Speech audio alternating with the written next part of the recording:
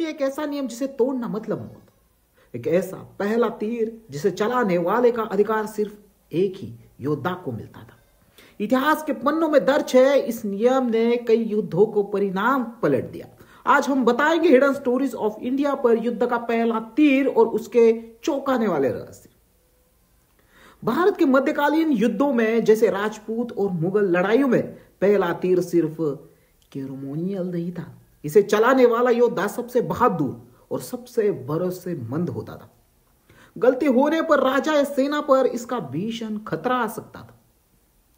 शब्द बकार और मुगल क्रॉनिकल्स में दर्ज है, युद्ध शुरू होने से पहले ढोल और शंख बजते थे, झंडे उठते थे, पंडित मंत्र पढ़ते थे, तभी योद्धा पहला तीर चला सकता था।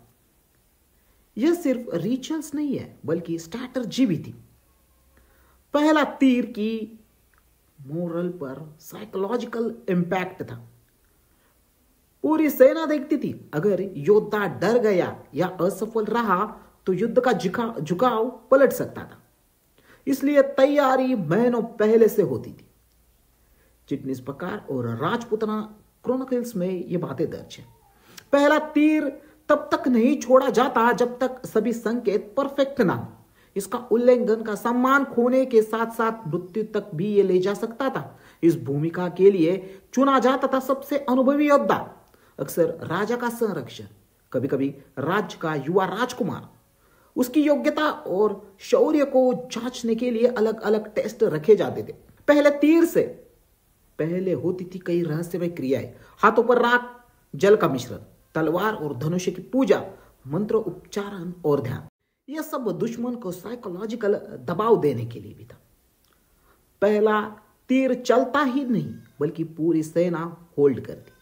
योद्धा की सांसें थम जाती, दुश्मन देखते ही समझते अभी युद्ध शुरू हो। कभी कभी पहले तीर के चलते एंटायर मोरल गिर जाता था। पहला तीर हमेशा मुख्य लक्ष्यों पर निशाना लगाता था, राजा या सेनापति पर। युद्ध का सेंटर ऑफ मास दुश्मन की घुड़सवार सेना। इससे अक्सर युद्ध का परिणाम पहले ही तय कर दिया जाता था। इतिहास में दर्ज कई बार पहले तीर का गलत हाथ में गया, राजा के संरक्षक ने मिस किया, दुश्मन ने एक्सप्लॉइट किया, परिणाम पूरी सेना इस बिखर गई। एग्जाम्पल के तौर पर बात करें, Prithviraj Chauhan, first arrow directly targeted enemies commander. Chhatrapati Shivaji Maharaj, surprise warriors after first arrow give massive advantage. योद्धा की बहादुरी का प्रतीक, सेना की ताकत और अनुशासन की पहचान, राजा का सम्मान और राज्य की शक्ति। राजस्थान के युद्धों में पहले तीर ने एंटायर मुगल आर्मी को पैनिक में डाल दिया था। ये लिखा है, पहला तीर चला और सूर्य भी छुप गया लागत था। गलत निशाना मृत्युदंड, राजा की सुरक्षा सीधे खतरे में। इसलिए प्रशिक्षण की तैयारी और डिसिप्लिन की कोई लिमिट नहीं थी।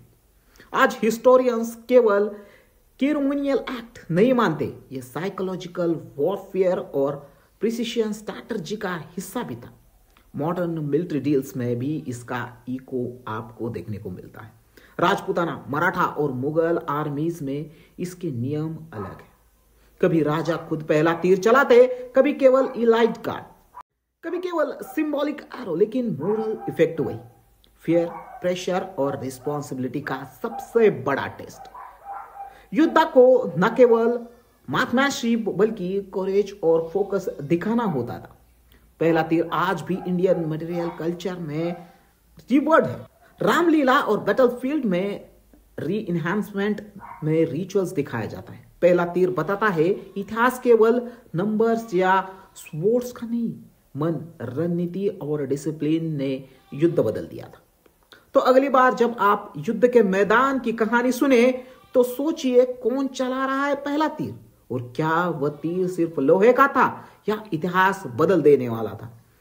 तो दोस्तों, ये थी हिडन स्टोरीज ऑफ इंडिया की आज की वीडियो अगर अच्छी लगी हो तो वीडियो को लाइक करें, कमेंट करें, और दोस्तों अगर नए हो तो चैनल को जरूर सब्सक्राइब करें, क्योंकि हम लाते हैं ऐसे ही इतिहास की वो बातें जो आपको किताबों में नहीं मिलेगी।